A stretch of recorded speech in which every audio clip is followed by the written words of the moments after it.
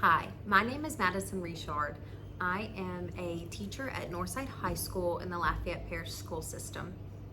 Today you'll be joining my U.S. history class with my 11th grade honors students. We are actually starting a new lesson today, or a new unit, which is Unit 4, and that's World War II. And I apologize if I look down because I do have notes. And Unit 4 is the second part of Standard 4. So Standard 4, we are focusing on becoming a world power, and the students did and will learn the events that took place, whether it's through the economy, the good, the bad, achievements, everything that's leading us to be in this world power during this time. So in the unit before this, which was Unit 3, we were talking about the growth and decline between the wars.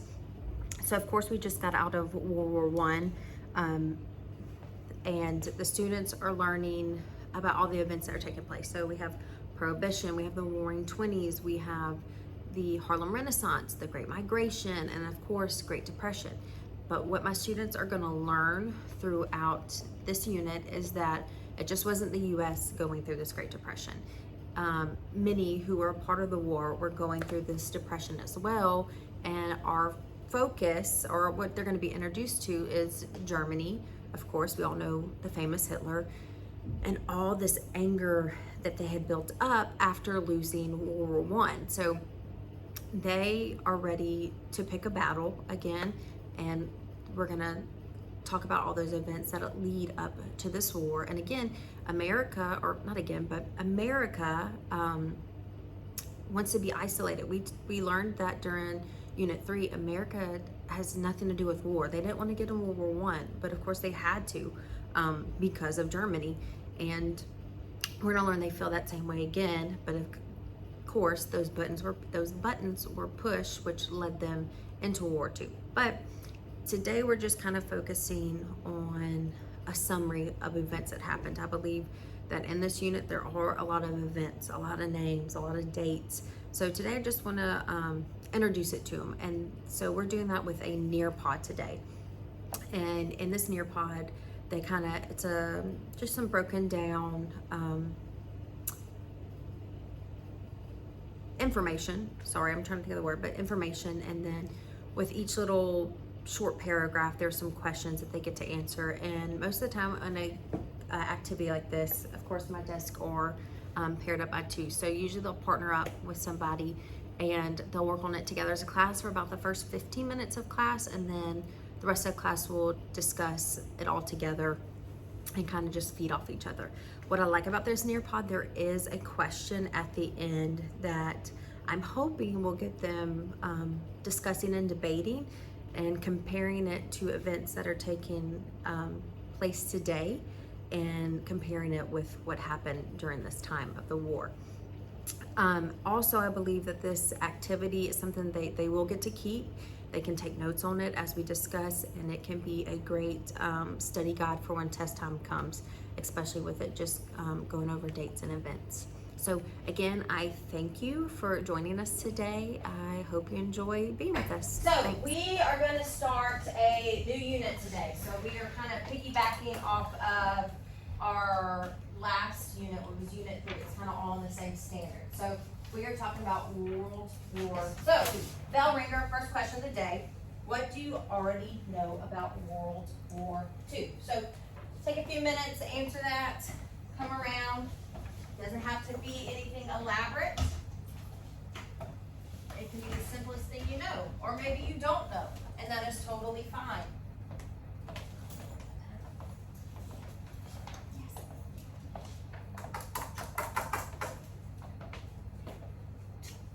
It can be the simplest little thing, or you can put a detailed sentence.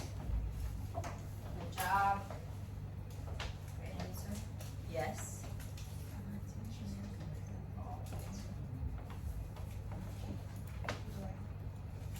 I'm seeing a lot of the same, which is great.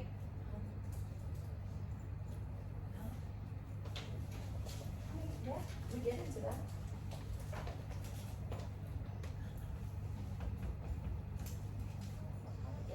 Yes. Good job.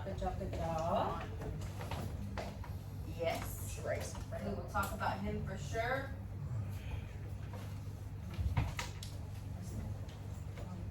Yes, absolutely. I'm not spelling. No, that's okay. I'm not judging, you're right. Perfect. All great answers. These are all great. A lot of the same. I'm seeing a lot of Hitler, Nazi, Holocaust. Micah. Did I call you for something? Just kidding. No, we didn't. Huh? No, you did not. Okay, Micah. Which of the following is not a characteristic of fascism? C, tolerance. Correct. C, tolerance. Everybody got that? Thumbs up, everybody. We're good. Okay, cool. All right. Ariel, will you start right here at poor economic conditions for me, please? And then once you read that little paragraph, pick someone else, okay? Poor economic conditions from the Great Depression and the aftermath of World War I precipitated the rise of fascism in both Italy and Japan. But this association was especially clear in Germany. Adolf Hitler and the Nazi Party seized on the financial crisis in order to gain power, blaming Germany's problems on majority communities, particularly Jewish people. The Nazis then tried to expand their regime elsewhere in Europe. Correct. So, as we learned that Germany the finger was pointed at Germany for after World War I. They were to blame. Okay. So, as well as the United States, Germany is going through this Great Depression, and they're building all this anger, and they feel like they're just these big losers, and they want to win. They want to make a comeback, right? So, instead of taking this hit, saying that yes, they were the reason, they're going to start pointing their fingers at other people and blaming them for why they lost. Just like Ariel read, the Jewish people, and we know that through history with the Holocaust and the Jewish people and the genocide and the concentration camps, and we'll get into that further. But Ariel, go ahead and pick someone else, please. Most historian believes the official start of World War II in 1939, when Germany invaded Poland in response to Britain and France, that Allied powers declared war on Germany, but the Nazi tried. Perfect, thank you. So the question is, and this could be up for debate, for your answers. Do you think civilian casualties are ever acceptable during war? Why or why not? Raise your hand. Who's for it? Who's for civilian casualties? Who's not for it? Okay. So my people who are for it, Micah and Malachi, right? No. No, who else was for it? Just Malachi. Bailey said yes. Malachi, why do you say yes? Because he's an inconsiderate person. Yeah. Well, yes, I mean, No, you can keep taking both ways, because they did give him a chance to surrender, and at the end of the day, it just ended like that. So like it was kind of like It's just like sending situation, in a and war. some people chose death. We kept sending troops, and they kept Correct, mounting, yeah. so well, it'd just be like in a more, it's more in a real life event for us as a teacher and student, say Northside High. We play football, our football team plays against another football team. Our football team just demolishes the other team, right? so we're gonna have to. So, and so say that other school, they're like, man, we hate Northside. You know, that football team, whatever, but they keep putting Northside's mouth in their name. Y'all didn't play, we're sorry, you did, but y'all didn't play football, but you're part of Northside, right? So they're blaming you. They might see you at the mall and say, oh, you go to Northside? We hate y'all. But why? You're not part of it, right? So I get it to that point, but now we're talking about actually killing people. So let's compare it to Russia and Ukraine right now. There are innocent people in Ukraine that are dying. They don't know if they can see tomorrow. They don't know if they're gonna see tomorrow. They look a lot different than all of us. But then in Russia's eyes, they probably see you as Ukraine, and you're Ukrainian, you go to Northside, so who cares? I don't care if you're on the football team or not. you made us mad, or you're not giving us what we want, so we're just gonna drop bombs, right?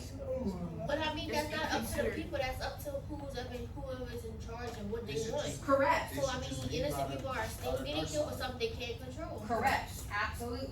Especially an innocent, a child. They have no reason at all to even put a say because they have no clue what's going on. It's a scary time over there. And I'm sure it was a scary time during this war, and that's probably why America didn't want to be involved. Because it was gonna be such a sad time and they didn't know what was gonna happen next. All right, Malachi, you gonna say something? No? Have you changed your answer? Bailey, have you changed your answer? Unless it's still the same. Your answer's So the you same? didn't justify They should it. just move.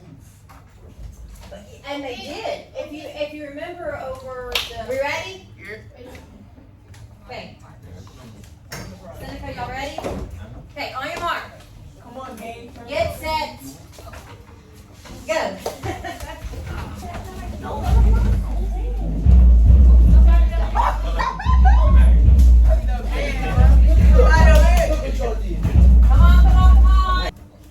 Germany invades. Paul, let me go back to June 1940. Paris falls to Germany. Good job, everybody. Thank you. Good job, everybody. Hi, thank you again for joining us today. Overall, the day went really well with all my classes. Each class is different. For example, my first hour class that y'all joined in on today, they're all very smart students, all very eager to answer questions. So that is something that we're working on as a class when I pick on someone for them to answer. And not everyone speak aloud, but then again, that's also a positive thing. That's the beautiful thing about that class is that they are all close knit, so they're more open to discussion and debating and having a little fun. And sometimes that can be a little hard with them because I need to bring them back in and us focus on what we actually got to get done. But overall, I believe we got accomplished what we need to get accomplished. I was able to get our little activity at the end of class done, which is really fun. It kind of just puts ends the class in a positive way with a little game, and then putting the events and dates together and kind of competing in a way without it actually being a competition. So differently, not with that class. Again, we need to work more on name calling and letting the people who don't shine as much shine a little brighter, and those who are always shining just step back a little bit and let the others have some time to be the spotlight of the class. Other classes, not the same situation. I have some classes where all the students are very quiet, and I have to pick on them, and then I also have to give them clues and examples and kind of push them along to get that answer, which is completely fine. I think everyone learns differently, and a lot of my classes, they're kind of all on the same page and level of learning, which makes it easier for the whole class, but harder for me just because I have to make sure I'm doing things a different way for those students for them to fully understand. After this, we'll actually start going into more detail of what we will be learning. So we'll kind of break things down, and the events that they learned about today, actually what led up to those events, and then all these events leading up to World War II. Anything else? Other than that, I think the day was really successful. I'm very proud of my students. History's not the most fun subject in school, so the fact that they give me the respect and the attention every day and are willing to at least learn some and can compare it to today's world is really rewarding as a teacher. So I thank y'all again, and I hope you all have a great day. Thanks.